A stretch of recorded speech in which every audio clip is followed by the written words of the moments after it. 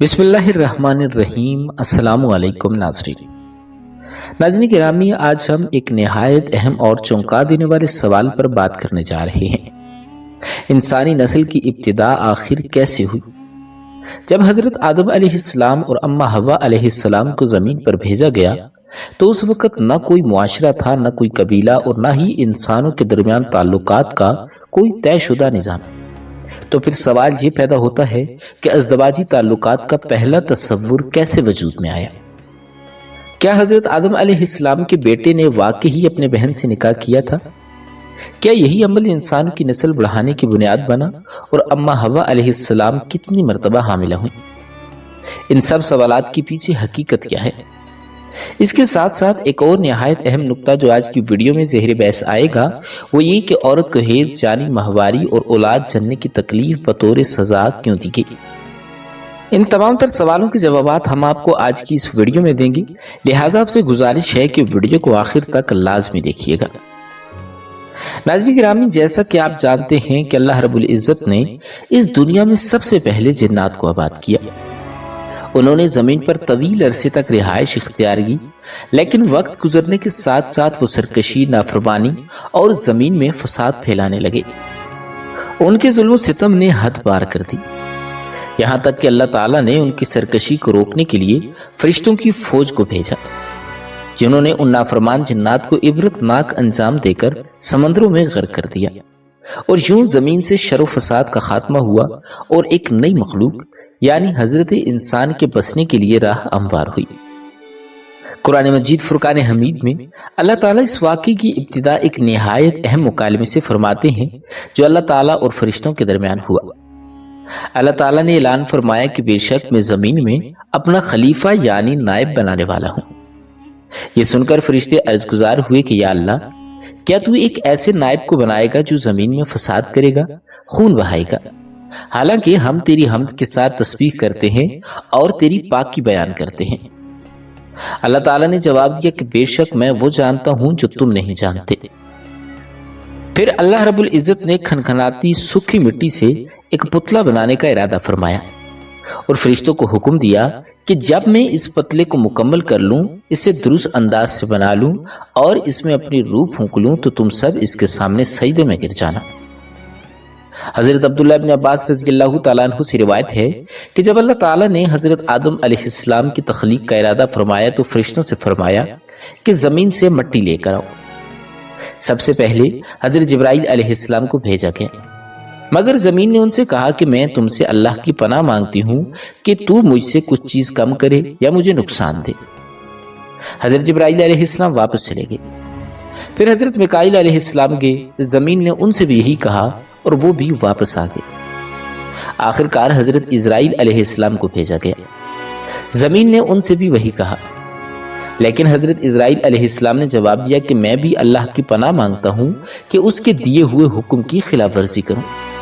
यूं वो जमीन से मुख्तलिफ रंगों की मिट्टी लेकर हाजिर खिदमत हुए। ये मुख्तलिफ रंगों की मिट्टी इस बात की अलामत थी कि इंसान मुख्तलिफ रंगों नस्ल के होंगे। ये उस हकीकत की खुली दलील थी कि अल्लाह ताला के नजदीक न नस्ल, न रंग, न कौमियत और न ही कोई और चीज फजीलत रखती है, बल्कि अल्लाह के नजदीक मुअज़्ज़ज़ वही है जो ज्यादा परहेजगार हो। तकवा ही असल मयार है, ना कि कोई नस्ली या लिसानी फ़ौक़ियत। रिवायात में आता है कि वो मिट्टी का पुतला एक तवील अरसे तक बेजान पड़ा रहा। इब्लीस जब वहां से गुजरता तो उस पुतले को देखकर कहता कि तुम किसी अजीम मकसद के लिए पैदा किए गए हो। फिर मुसव्विर कायनात खालिक अर्ज़ व समा ने जब उस खाक के पैकर में रूह फूंकी तो हजरत आदम अलैहिस्सलाम की तख्लीक मुकम्मल हुई। जो ही रूह उनके जिस्म में दाखिल हुई तो सबसे पहले एक छींक आई। फरिश्तों ने हजरत आदम अलैहिस्सलाम से कहा कि कहिए अल्हम्दुलिल्लाह। हजरत आदम अलैहिस्सलाम ने कहा अल्हम्दुलिल्लाह। इस पर अल्लाह ताला ने जवाब दिया यरहमुकल्लाह, यानी अल्लाह ताला तुम पर रहम फरमाए। उसके बाद हजरत आदम अलैहिस्सलाम को हुक्म हुआ कि फरिश्तों के पास जाओ और उनसे मिलो। हजरत आदम अलैहिस्सलाम गए। फरिश्तों ने उन्हें देखते ही कहा कि अस्सलामु अलैकुम। अल्लाह ताला ने फरमाया कि ए आदम, ये तुम्हारे और तुम्हारी औलाद के दरमियान सलाम का तरीकाकार है। यूं इंसान को आसमानों पर दो अजीम सबक सिखाए गए। ایک یہ کہ جیسے تم نے زندگی کا آغاز کیا ایک چھینک یعنی ایک ناگانی اور ناخوشگوار کیفیت سے، ویسے ہی تمہاری دنیاوی زندگی میں بھی مصائب اور تکالیف آئیں گی، لیکن تمہیں ہمیشہ شکر، حمد اور صبر کے ساتھ ان کا سامنا کرنا ہے۔ دوسرا یہ سبق دیا گیا کہ لوگوں سے تعلق اور رابطے کا پہلا قدم سلام اور امن ہونا چاہیے، کیونکہ تمہارا منصب زمین پر امن و سلامتی پھیلانا ہے، اس لیے تمہاری زبان سے نکلنے والے ابتدائی الفاظ ہمیشہ السلام علیکم جیسے کلمات ہو۔ اس کے بعد اللہ تعالیٰ نے حضرت آدم علیہ السلام کو تمام اشیاء کے نام سکھائے، پھر ان اشیاء کو فرشتوں کے سامنے رکھا اور ان سے فرمایا کہ مجھے ان چیزوں کے نام بتاؤ۔ فرشتے عاجزی سے عرضگزار ہوئے کہ یا اللہ تو پاک ہے، ہمیں ان چیزوں کا کوئی علم نہیں، ہم تو بس وہی جانتے ہیں جو تو نے ہمیں سکھایا ہے۔ پھر اللہ تعالیٰ نے حضرت آدم علیہ السلام سے ان اشیاء کے نام پوچھے تو حضرت آدم علیہ السلام نے بغیر تعامل کے سب اشیاء کے نام بتا دیے۔ یوں حضرت آدم علیہ السلام کی علم و فہم کی برتری فرشتوں پر ظاہر ہوئی اور اللہ تعالیٰ کے حکمت و علم کی برتری کا ایک اور روشن پہلو دنیا پر واضح ہو گیا۔ اب باری تعالیٰ فرشتوں کو مخاطب کر کے فرماتے ہیں کیا میں نے تم سے پہلے ہی نہ کہا تھا میں جو کچھ جانتا ہوں وہ تم نہیں جانتے؟ گویا یہ اعلان ربانی علم الہی کی وسعت اور مخلوق کی محدود عقل پر ایک واضح حجت بن کر سامنے آیا۔ اس کے فوراً بعد سب فرشتوں کو حکم دیا گیا کہ آدم کے سامنے سجدے میں گر جاؤ۔ چنانچہ تمام فرشتے سجدے میں جھک کے سوائے ابلیس کے۔ ابلیس جس کے بارے میں ہم جانتے ہیں کہ وہ جنات میں سے تھا، مگر اس کی طویل عبادت، زہد اور ریاضت کی وجہ سے اسے فرشتوں کی صف میں ایک اعزازی مقام حاصل ہو چکا تھا، لیکن جب وقت آزمائش آیا تو اس نے تکبر کا مظاہرہ کیا اور حکم الہی کے سامنے سر تسلیم خم نہ کیا۔ اللہ رب العزت نے اس نافرمانی پر اس سے سوال فرمایا کہ تجھے کس چیز نے روکا کہ تو سجدہ نہ کرے جسے میں نے اپنے ہاتھوں سے بنایا؟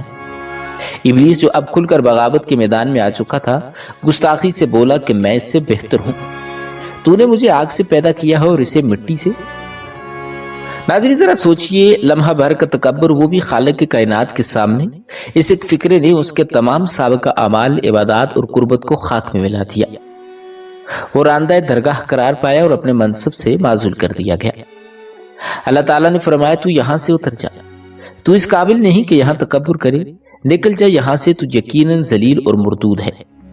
اس پر وہ ملعون قیامت تک مہلت مانگتا ہے کہ مجھے مہلت دے تاکہ میں زندہ رہ سکوں، اور اللہ تعالیٰ نے اسے یہ مہلت عطا بھی فرما دی۔ پھر اس مہلت کے مقصد کو بیان کرتے ہوئے وہ کہنے لگا جس طرح تو نے مجھے گمراہ کیا، اسی طرح میں بھی تیرے سیدھے راستے پر بیٹھ کر انسانوں کو گمراہ کروں گا۔ میں ان کے سامنے سے، پیچھے سے، دائیں سے اور بائیں سے آؤں گا، اور تو ان میں سے اکثر کو شکر گزار نہ پائے گا۔ یوں ابلیس دربار الہی سے نکالا گیا، اور دوسری طرف حق تعالی حضرت آدم علیہ السلام کی نسل سے تمام انسانوں کی روحوں کو ایک جگہ جمع فرماتے ہیں اور ان سے ایک عہد لیتے ہیں کہ کیا میں تمہارا رب نہیں ہوں؟ سب کی زبان سے بیک وقت جواب آتا ہے کیوں نہیں ہے ہمارے رب؟ ہم گواہی دیتے ہیں۔ یہ وہ عالم ارواح تھا جہاں ہر ایک نے ربوبیت الہی کو تسلیم کیا۔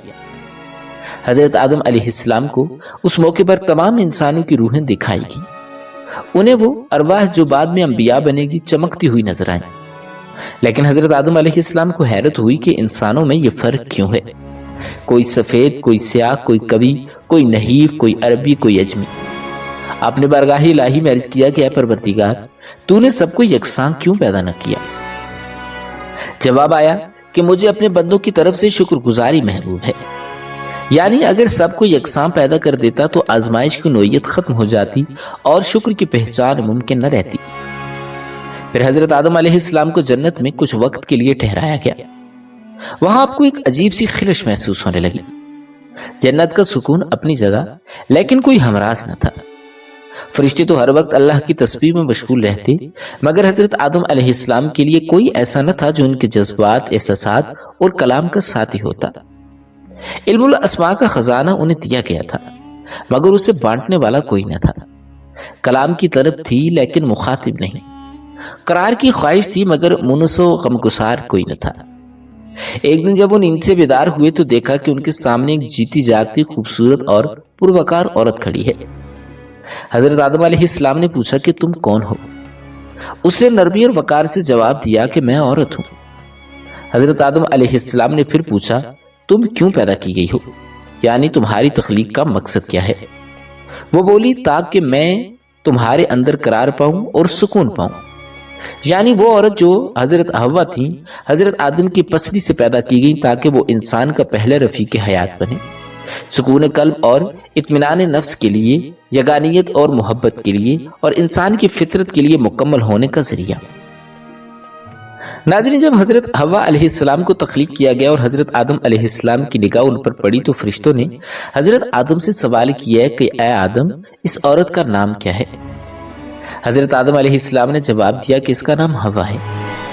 پھر فرشتوں نے سوال کیا کیوں حوا؟ حضرت آدم علیہ السلام نے فرمایا کہ کیونکہ یہ ایک جاندار یعنی حی سے پیدا ہوئی ہے۔ ناظرین، اب آئیے اس اہم سوال کی طرف جسے اکثر لوگ سوچتے تو ہیں مگر اس بات پر بات کرنے سے جھجکتے ہیں کہ حضرت آدم علیہ السلام نے ازدواجی تعلق یعنی ہم بستری کا طریقہ کیسے سیکھا۔ اس بارے میں مختلف روایات موجود ہیں۔ ایک روایت حضرت ابراہیم نقوی رحمہ اللہ سے منقول ہے۔ وہ بیان کرتے ہیں کہ جب اللہ رب العزت نے حضرت آدم علیہ السلام کو تخلیق فرمایا تو ان کے پاس ایک فرشتہ بھیجا اور اسے حکم دیا کہ حضرت آدم کو قربت یعنی زوجہ سے تعلق کا طریقہ سکھاؤ۔ چنانچہ اس فرشتے نے اللہ تعالیٰ کے حکم سے حضرت آدم کو اس فطری عمل کے آداب سکھائے اور حضرت آدم نے حضرت حوا علیہ السلام سے قربت اختیار کی۔ اس پر حضرت حوا نے کہا کہ اے آدم، یہ تو بہت خوبصورت عمل ہے، لیکن دوستو ہمیں یہ بات یاد رکھنی چاہیے کہ اس روایت کی صحت قطعی طور پر ثابت نہیں۔ بعض دیگر روایات میں یہ واقعہ کچھ مختلف انداز میں بیان ہوا ہے۔ ان کے مطابق جب حضرت آدم اور حضرت حوا نے جنت میں موجود شجر ممنوعہ کا پھل کھا لیا تو اللہ تعالیٰ کے حکم سے دونوں کو زمین پر بھیج دیا گیا۔ یہ دونوں زمین پر کافی عرصے تک ایک دوسرے سے جدا رہے۔ حضرت آدم علیہ السلام اپنی خطا پر بہت زیادہ رنجیدہ رہتے، روتے اور اللہ تعالیٰ سے معافی مانگتے۔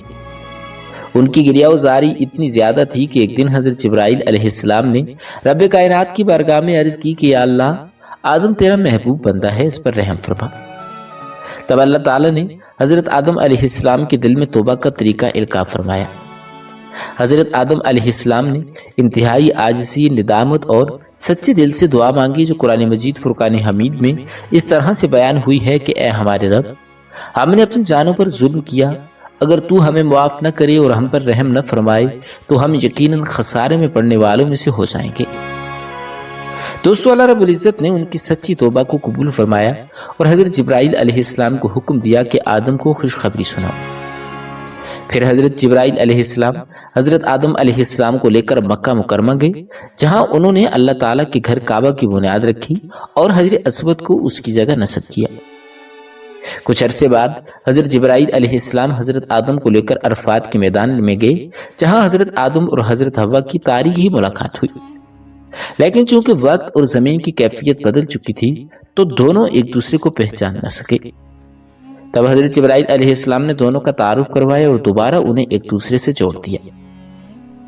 ناظرین گرامی، چونکہ جنت میں حضرت آدم اور حضرت حوا کو ازدواجی قربت سے منع کیا گیا تھا، اس لیے زمین پر آنے کے بعد بھی وہ دونوں الگ الگ سوتے رہے اور کسی قسم کی قربت اختیار نہ کی۔ پھر اللہ تعالیٰ نے حضرت جبرائیل علیہ السلام کو حکم دیا کہ حضرت آدم کو قربت کے شرعی و اخلاقی آداب سکھاؤ۔ چنانچہ حضرت جبرائیل علیہ السلام نے اللہ تعالیٰ کے حکم کے مطابق حضرت آدم کو تعلیم دی کہ کس طرح محبت، وقار اور طہارت کے ساتھ زوجہ کے قریب جانا ہے۔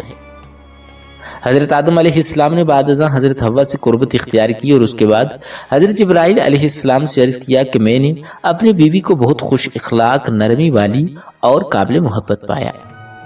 یوں حضرت حوا علیہ السلام کے بطن سے انسانی نسل کی بنیاد پڑی اور وہی حضرت حوا جنہیں ام البشر کہا جاتا ہے، یعنی پوری انسانیت کی ماں۔ پیارے دوستو، روایات میں آتا ہے کہ جب حضرت حوا علیہ السلام کو تخلیق کیا گیا اور حضرت آدم علیہ السلام نے انہیں دیکھا تو ان کے دل میں کشش محسوس ہوئی۔ وہ ان کی طرف مائل ہوئے اور دست محبت بڑھانا چاہا، مگر اسی لمحے فرشتے حاضر ہوئے اور کہا کہ آدم ٹھہریے، پہلے مہر ادا کیجیے۔ حضرت آدم علیہ السلام نے تعجب سے پوچھا کہ مہر کیا ہے؟ فرشتوں نے کہا کہ مہر یہ ہے کہ آپ نبی آخر الزماں حضور صلی اللہ علیہ وآلہ وسلم پر درود پاک پڑھیں۔ روایات کے مطابق بعض میں 3 مرتبہ درود پڑھنے کا ذکر ہے اور بعض میں 70 مرتبہ۔ اس سے یہ بات واضح ہوتی ہے کہ حضور صلی اللہ علیہ وآلہ وسلم تمام کائنات کے لیے وسیلہ ہیں، حتیٰ کہ اپنے جد امجد حضرت آدم علیہ السلام کے نکاح کا بھی ذریعہ بنے۔ اس نکاح کے بعد حضرت آدم اور حضرت حوا نے جنت میں سکونت اختیار کی۔ اللہ تعالیٰ نے جنت میں ہر نعمت عطا کی، ہر مقام تک رسائی دی، سوائے ایک شجر ممنوع کے جسے چھونا بھی منع تھا۔ لیکن دوستو، شیطان جو کہ حضرت آدم اور حضرت حوا کا کھلا دشمن تھا، اب اپنے نکالے جانے کی سزا کا بدلہ لینا چاہتا تھا۔ وہ وسوسے ڈالنے لگا، چالاکی سے ان کے دلوں میں شک اور تجسس پیدا کرنے لگا۔ شیطان نے ان سے کہا کہ تمہارے رب نے تمہیں اس درخت سے اس لیے روکا ہے کہ کہیں تم ہمیشہ جینے والے یا فرشتے نہ بن جاؤ۔ حضرت حوا جو نرم دل اور تجسس رکھنے والی تھیں، ان وسوسوں میں آ گئیں۔ پھر ایک دن انہوں نے حضرت آدم سے کہا کہ آئیے اس پھل کا ایک معمولی سا حصہ چکھتے ہیں، آخر وہ راز ہے کیا جس سے ہمیں روکا گیا ہے۔ حضرت آدم علیہ السلام نے شروع میں انکار کیا، لیکن حضرت حوا کے مسلسل اصرار پر آمادہ ہو گئے۔ جیسے ہی انہوں نے اس درخت کا پھل چکھا، ان کی سترگاہیں ایک دوسرے پر ظاہر ہو گئیں۔ بدحواسی میں وہ جنت کے درختوں کے پتے توڑ کر خود کو ڈھانپنے لگے۔ اسی وقت اللہ تعالیٰ کی پکار آئی، کیا میں نے تمہیں اس درخت سے منع نہ کیا تھا؟ اور کیا میں نے نہ کہا تھا کہ شیطان تمہارا کھلا دشمن ہے؟ دونوں کانپ اٹھے، دل خوف الہی سے لرز گئے۔ پھر نہایت عاجزی اور ندامت سے برگاہ الہی میں عرض کی کہ اے ہمارے رب، ہم نے اپنی جانوں پر ظلم کیا ہے، اگر تو ہمیں معاف نہ کرے اور ہم پر رحم نہ فرمائے تو ہم نقصان اٹھانے والوں میں سے ہو جائیں گے۔ اللہ تعالیٰ نے ارشاد فرمایا، اب تم دونوں زمین پر اتر جاؤ، جہاں تمہیں ایک دوسرے سے دشمنی کا سامنا ہوگا، وہاں تمہیں زندگی گزارنی ہے، مرنا ہے، اور وہیں سے دوبارہ اٹھائے جاؤ گے۔ روایات میں آتا ہے کہ حضرت آدم علیہ السلام کو ہندوستان میں اتارا گیا اور حضرت حوا علیہ السلام کو جدہ میں، اور ابلیس کو بصرہ کے قریب ایک مقام کے نام پر اتارا گیا۔ حضرت صدیق اکبر رضی اللہ تعالیٰ عنہ سے روایت ہے کہ حضرت آدم علیہ السلام کے پاس جنت سے آتے وقت حجر اسود اور جنت کے درختوں کے پتوں کی ایک مٹھی بھر مقدار تھی۔ انہوں نے ان پتوں کو زمین پر بکھیر دیا اور وہی پتے زمین پر خوشبودار درختوں کا سبب بنے۔ حضرت ابن عباس رضی اللہ تعالیٰ عنہ فرماتے ہیں کہ جبرائیل علیہ السلام حضرت آدم کے پاس آئے اور 7 گندم کے دانے لائے۔ انہوں نے فرمایا کہ یہ اس درخت کا پھل ہے جس سے آپ کو روکا گیا تھا، اب ان دانوں کو زمین پر بو دیجیے۔ حضرت آدم علیہ السلام نے انہیں بویا، فصل اگائی، کٹائی کی، دانے چھانے، پیسے، آٹا گوندا اور روٹی پکائی، اور محنت کے بعد پہلی بار زمین پر کھانا کھایا۔ ناظرین، یہ تھا انسان کی معاشی زندگی کا آغاز، محنت، مشقت اور روزی کی جدوجہد۔ پھر سوال آتا ہے کہ حضرت حوا کتنی بار حاملہ ہوئی اور کتنے بچوں کو جنم دیا؟ روایات میں آتا ہے کہ حضرت آدم اور حضرت حوا جنت کی نرمیوں کے بعد اب زمین کی سختیوں میں تھے۔ شیطان جو سام کی زبان سے بولتا، مور کی مدد سے حضرت حوا کو ممنوع پھل پانے پر آمادہ کیا، وہی کامیاب ہوا۔ اور بعض روایات یہاں تک ذکر کرتی ہیں کہ شیطان نے حضرت آدم کو شراب پلا کر ان کی عقل کو معکوف کیا اور تب وہ ممنوع پھل کے قریب گیا۔ یہ مختلف اقوال ہیں، مگر سب اس بات پر متفق ہیں کہ ممنوع حکم کی خلاف ورزی کے باعث دونوں کو جنت سے نکالا گیا۔ جنت سے اخراج کے بعد حضرت حوا کو عورتوں کے لیے مخصوص سزائیں دی گئیں، جیسے ماہواری، حمل کا بوجھ، درد زچگی اور کئی جسمانی و نفسیاتی تکالیف۔ پھر طویل جدائی کے بعد دونوں کی ملاقات عرفات کے میدان میں ہوئی۔ دونوں نے ایک دوسرے کو پہچانا نہ، تب حضرت جبرائیل علیہ السلام نے دونوں کا تعارف کروایا۔ یہی عرفہ کی پہچان ہے، اور اسی جگہ حضرت آدم اور حضرت حوا نے حج کیا۔ روایات میں آتا ہے کہ یہی حضرت حوا کو پہلی بار حیض آیا اور اس کے بعد اولاد انسانی کا سلسلہ شروع ہوا۔ پیارے دوستو، روایات میں آتا ہے کہ جب حضرت آدم علیہ السلام زمین پر تشریف لائے تو انہوں نے اپنے پاؤں زمین پر مارے اور اسی مقام سے آب زمزم کا چشمہ جاری ہوا۔ حضرت حوا علیہ السلام نے اسی پانی سے غسل طہارت فرمایا۔ یہ منظر زمین پر انسان کے لیے روحانی اور جسمانی پاکیزگی کے لمحے کی علامت بنا۔ حضرت حوا کے بارے میں روایت آتی ہے کہ وہ 20 بار حاملہ ہوں اور 40 بچوں کو جنم دیا۔ ان کی وفات حضرت آدم علیہ السلام کے 1 سال بعد ہوئی، اور زیادہ تر اقوال کے مطابق دونوں کو ایک ساتھ دفن کیا گیا۔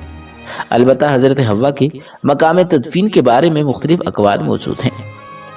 بعض مورخین کے مطابق حضرت حوا کو شہر جدہ میں دفن کیا گیا، اور یہی وجہ ہے کہ اس شہر کو جدہ یعنی نانی کہا جاتا ہے، यहाँ तक کہ ایک وقت میں ایرانی حکومت نے وہاں ان کا مقبرہ بھی بنایا تھا جو بعد میں سعودی حکومت نے مسمار کر دیا۔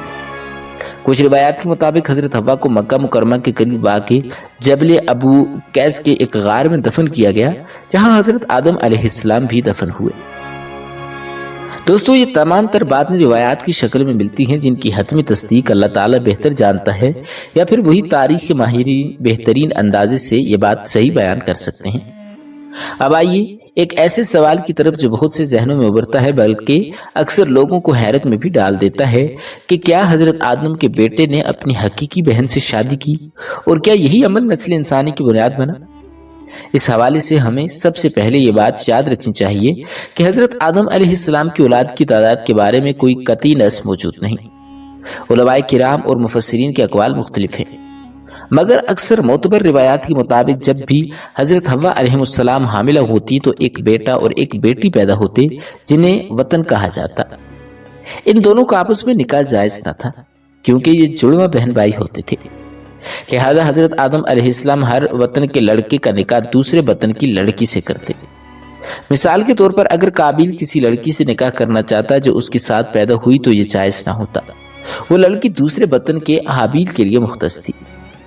حافظ ابن کثیر رحمہ اللہ کہتے ہیں کہ اللہ تعالیٰ نے حضرت آدم کو خاص اجازت دی تھی کہ وہ اپنی اولاد میں اس طرح کے نکاح کروائیں کیونکہ اس وقت نسل انسانی کے پھیلاؤ کے لیے یہی طریقہ کار تھا۔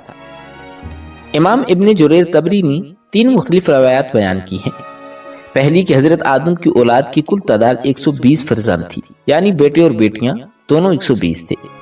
ایک روایت میں 40 بیٹے اور بیٹیاں اور ایک اور روایت میں 25 بیٹے اور 4 بیٹیاں بیان کی ہیں۔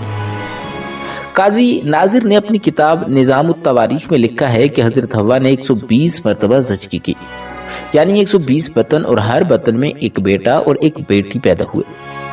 قابیل چوتھے بطن کا بیٹا تھا۔ 5 سال بعد ایک ایسا بطن ہوا جس میں صرف ایک بیٹا پیدا ہوا، اس کا نام حضرت شیس علیہ السلام تھا۔ حضرت شیس کو حابیل کے ریب البدل کے طور پر پیش کیا گیا اور انہیں نبی بنا دیا گیا۔ دوستو، یہ بھی یاد رکھیے کہ حضرت آدم اور حضرت حوا کے درمیان ازدواجی تعلقات کا آغاز کب ہوا، اس بارے میں بھی مختلف اقوال ہیں۔ اکثر روایات کے مطابق زمین پر نزول کے بعد حضرت حوا کو پہلی بار حیض آیا، جس کے بعد نکاح اور ہم بستری کے تمام آداب سکھائے گئے اور اسی کے بعد نسل انسانی کی ابتدا بھی ہوئی۔ تفسیر مظہری میں ذکر آیا ہے کہ حضرت حوا علیہ السلام نے 40 بطن سے حضرت آدم علیہ السلام کی اولاد پیدا کی، اور حضرت آدم کے وصال تک ان کے پوتے، پڑپوتے اور نسلوں کی مجموعی تعداد 40,000 سے تجاوز کر چکی تھی، جو اس وقت کے حساب سے انسانی آبادی کا آغاز تھا۔ آج کے دور میں ہم اخلاقیات، نکاح کے اصول، رشتہ داری کی حدود اور دیگر معاشرتی اقدار کو جس نظر سے دیکھتے ہیں وہ آج کے زمانے معاشرت اور شریعت کے تناظر میں ہیں، لیکن ابتدائی انسانیت میں جب نسل انسانی کا وجود ہی نہ تھا تو اللہ تعالیٰ نے خاص احکام اور اصول نازل کیے جو صرف اسی دور کے لیے مختص تھے۔ لہٰذا حضرت آدم کی اولاد کے درمیان رشتوں کی جو اجازت تھی وہ شرعی ضرورت اور الہی حکمت کے تحت تھی۔ بعد میں آسمانی شریعتوں تک میں آنے کے ساتھ ہی یہ طریقہ منسوخ کر دیا گیا اور نئے ضابطے نازل ہوئے۔ ناظرین، اللہ تعالیٰ کے آخری نبی حضرت محمد مصطفیٰ صلی اللہ علیہ وآلہ وسلم کی لائی ہوئی تعلیمات قیامت تک کے لیے ایک کامل ضابطۂ حیات ہیں، مگر انسانی تاریخ کا آغاز جن مراحل سے ہوا ان میں سے کئی واقعات ہمیں زندگی کے گہرے سبق دیتے ہیں۔ انہی میں سے ایک دل دہتا دینے والا واقعہ حضرت آدم علیہ السلام کے 2 بیٹوں کا ہے جن کے درمیان دنیا کی پہلی لڑائی اور پہلا قتل پیش آیا۔ مفسرین کرام بیان کرتے ہیں کہ حضرت آدم علیہ السلام کی اولاد جوڑوں کی صورت میں پیدا ہوئی، یعنی ایک وقت میں ایک بیٹا اور ایک بیٹی پیدا ہوتے اور پھر اگلے وقت میں ایک اور جوڑا۔ ان جوڑوں کا آپس میں نکاح اس قاعدے سے ہوتا تھا کہ ایک وقت میں پیدا ہونے والی لڑکی کا نکاح دوسرے وقت کے لڑکے سے طے کیا جاتا۔ یہ اللہ تعالیٰ کی طرف سے طے کردہ ضابطہ تھا جو اس وقت کی انسانیت کے لیے ضروری تھا، لیکن انسان کی آزمائش کا وقت تب آیا جب حضرت آدم کے بیٹے قابیل اور حابیل جوان ہوئے۔ قابیل کے ساتھ پیدا ہونے والی لڑکی جس کا نام بعض روایات میں اکلیمہ بتایا جاتا ہے نہایت ہی خوبصورت تھی، جبکہ حابیل کے ساتھ پیدا ہونے والی لڑکی حسن و جمال میں کمتر تھی۔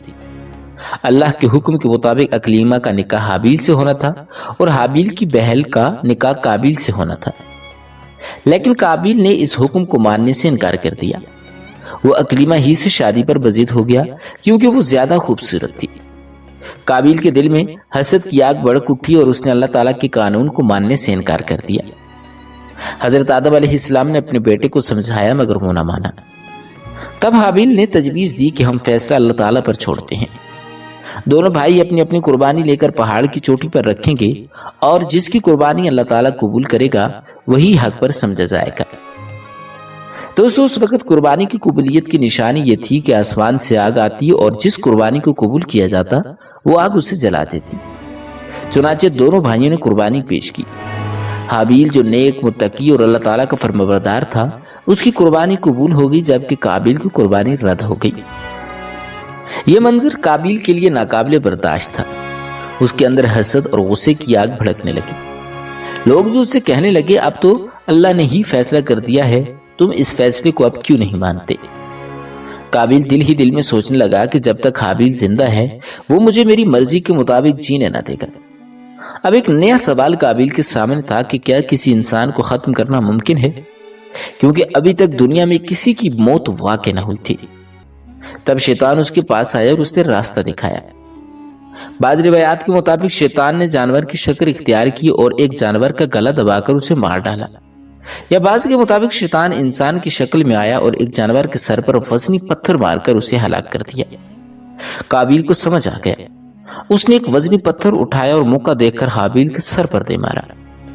حابیل جو بے قصور اور نیک دل انسان تھا کچھ دیر تڑپتا رہا اور پھر دنیا سے رخصت ہو گیا۔ قابیل نے دیکھا کہ اس کا بھائی خاموش پڑا ہے، خون ٹھنڈا ہو چکا ہے، جسم ساکت ہو چکا ہے۔ اب ایک نئی مصیبت کھڑی ہو گئی کہ لاش کا کیا کیا جائے۔ قابیل حیران و پریشان جنگل کی طرف نکل پڑا۔ وہ سوچتا رہا کہ اس لاش کو کیسے چھپائے، کیسے دفن کرے۔ تب اس نے ایک منظر دیکھا کہ ایک کوا مرا پڑا ہے اور دوسرا کوا اپنی چونچ اور پنجوں سے زمین کو کھود کر گڑھا بنا رہا ہے۔ پھر اس نے مردے کوے کو اس گڑھے میں ڈال کر مٹی سے ڈھانپ دیا۔ قابیل کو پہلی بار افسوس ہوا اور کہنے لگا کہ افسوس میں اس کوے سے بھی کم عقل نکلا جو مجھے یہ طریقہ نہ سوجا۔ چنانچہ اس نے اپنے بھائی کی لاش کو دفن کر دیا، مگر دل کا بوجھ نہ ہٹا۔ اس ظلم کی سزا قیامت تک انسانیت کو سبق دیتی رہے گی۔ جب حابیل کا قتل ہوا تو زمین کی فضا سوگوار ہو گئی۔ خون ناحق کا پہلا قطرہ زمین پر گرا اور آسمان کانپ اٹھا۔ یہ خبر جب حضرت آدم علیہ السلام تک پہنچی تو وہ غم کی شدت سے نڈھال ہو گئی۔ دل تھام کر انہوں نے اماں حوا کو بتایا کہ ہمارا بیٹا حابیل اس دنیا میں نہیں رہا، وہ قتل کر دیا گیا ہے۔ اماں حوا کو یہ سن کر یقین نہ آیا۔ انہوں نے حیرت سے پوچھا مگر آدم موت کیا ہوتی ہے؟ مر جانا کیا ہوتی ہے؟ کیا وہ ہمیں بھی ملے گی؟ کیونکہ یہ انسان کی پہلی موت تھی، اس لیے اماں حوا کے لیے یہ تصور ناقابل فہم تھا۔ حضرت آدم علیہ السلام کو چونکہ اللہ تعالیٰ کی طرف سے وحی کے ذریعے یہ سب کچھ پہلے ہی سکھا دیا گیا تھا، انہوں نے صبر سے اماں حوا کو سمجھایا۔ اب وہ نہ کھائے گا، نہ بولے گا، نہ ہلے گا۔ اس کا جسم بے جان ہو چکا ہے اور ہمیں اسے دفن کرنا ہوگا۔ لیکن اماں حوا کو اس وقت یقین نہ آیا جب تک کہ حضرت آدم انہیں لے کر حابیل کی قبر پر نہ پہنچے۔ جب قبر کھولی گئی اور اماں حوا نے اپنے جگر گوشے کو خون میں لت پت دیکھا جس کا سر بری طرح سے پھٹ چکا تھا تو ان پر غم کا پہاڑ ٹوٹ پڑا۔ وہ زاروں قطار رونے لگیں، یہاں تک کہ بے ہوش ہو گئیں۔ حضرت آدم نے انہیں تسلی دی اور فرمایا کہ یہی دنیا کی حقیقت ہے، یہاں بھائی ہی بھائی کا دشمن ہے۔ ہماری اولاد میں ہی کچھ لوگ ایک دوسرے سے دشمنی کریں گے اور خون بہائیں گے۔ ناظرین، یہ انسانیت کی تاریخ کا پہلا قتل تھا اور اس کا سبب تھا حسد۔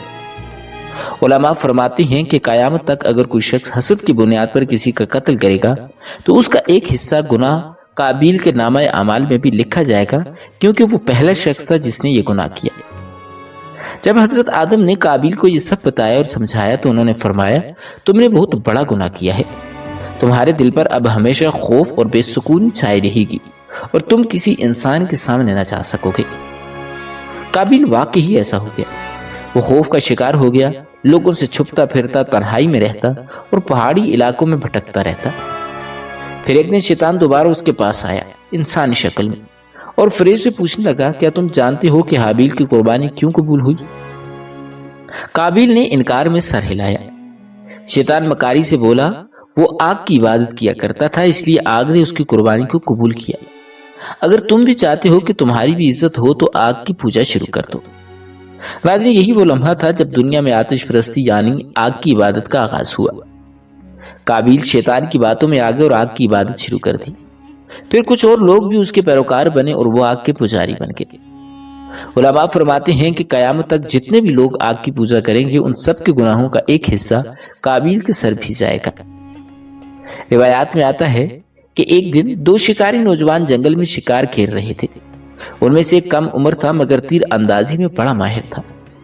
उसने झाड़ियों के पीछे कोई हरकत महसूस की। उसे लगा कि कोई जानवर है। उसने तीर चलाया, लेकिन जिसको निशाना बना बैठा वो जानवर नहीं बल्कि काबिल था। काबिल वही शख्स जिसने पहली मर्तबा अपने भाई का खून बहाया था, अब खुद भी गलती से कत्ल हो गया। यूं जिसने जुल्म की बुनियाद रखी वो खुद भी जुल्म की चक्की में पिसकर रह गया। नाज़रीन, जैसा कि आपने देखा कि हसद और कत्ल दो ऐसे मोहलिक गुनाह हैं जो न सिर्फ इंसान की आखिरत को भड़का कर देते हैं बल्कि दुनियावी जिंदगी को भी तबाह कर देते हैं। हसद इंसान को अंदर ही अंदर जला देता है और जब वो उसकी पैरवी में गलत कदम उठाता है तो वो सुकून, बरकत और रहमत इलाही से महरूम हो जाता है। दोस्तों, वक्त गुजरता रहा, यहाँ तक कि हजरत आदम अलैहिस्सलाम की वफात का वक्त आन पहुंचा। उस वक्त हजरत आदम अलैहिस्सलाम को जन्नत के फलों की ख्वाहिश हुई। उन्होंने अपने बेटों से फरमाया कि मेरे बच्चों, खाना काबा जाओ और अल्लाह ताला से दुआ करो कि वो मुझे जन्नत के मेवे अता फरमाए। हजरत आदम के बेटे काबा की तरफ रवाना हुए।